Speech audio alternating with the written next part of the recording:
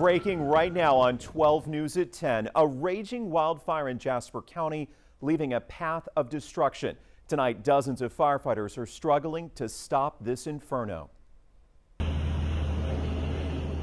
That wall of flames closing in on homes like this one in Pineland. It's easy to see why parts of Jasper and Tyler counties are now under mandatory evacuation orders. Good evening, Southeast Texas. I'm Jordan Williams. The fire erupted this afternoon, and already it is the largest one we've seen in Southeast Texas this summer. This wildfire started small along County Road 32 near the Angelina County line around 1:30, 1:45 this afternoon. The Texas A&M Forest Service estimates the fire has already burned some 2,000 acres, and right now the fire is only 25% contained. My co-anchor Brenda Matsuti is live in Jasper County tonight. Brenda, set the scene for us. What are you seeing?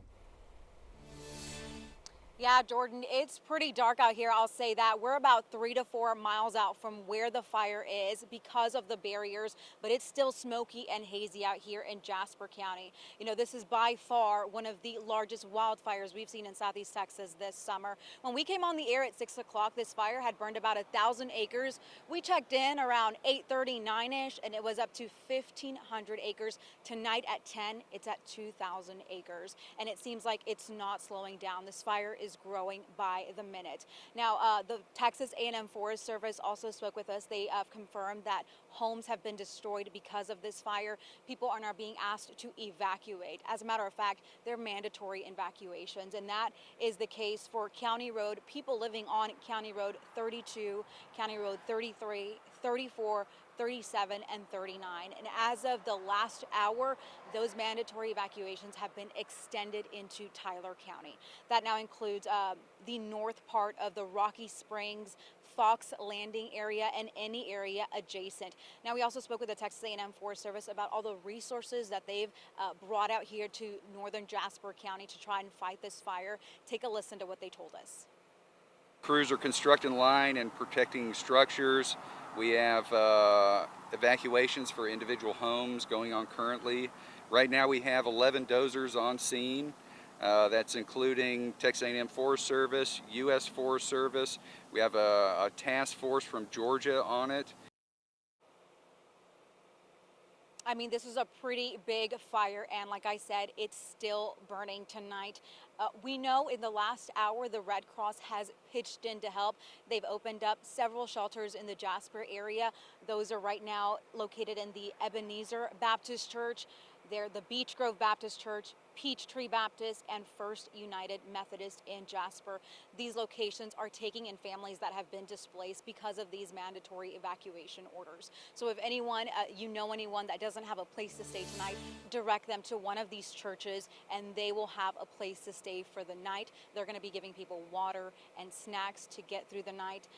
Now, we have heard in the last 30 minutes that planes are grounded for the evening. That means there's no more water being dumped on these fires from the skies. We're told that ground crews are going to continue to work this fire through the night and hopefully try to keep it contained. Jordan, right now it's only 25% contained. That's up from the 15% that we told you just a couple hours ago. So crews are, they're inching forward. They are making some progress to try to get this fire under control. They told me that they have about 86 resources out here trying to fight this fire. That includes bulldozers, fire engines, and just volunteer people. One thing they did mention is not only is the U.S. Forest Service out here, but so is the Texas A&M Forest Service out here, and then dozens of local fire departments and volunteer fire departments, because like we said, this is one of the largest wildfires we've seen in Southeast Texas this summer. So it's all hands on deck tonight.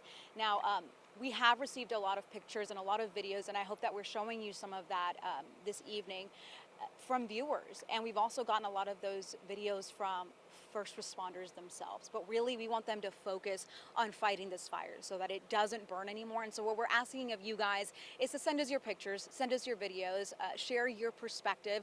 That's what our commitment is, putting Southeast Texas first. We want to see your viewpoint, of course, from a safe location, as long as you guys are staying safe.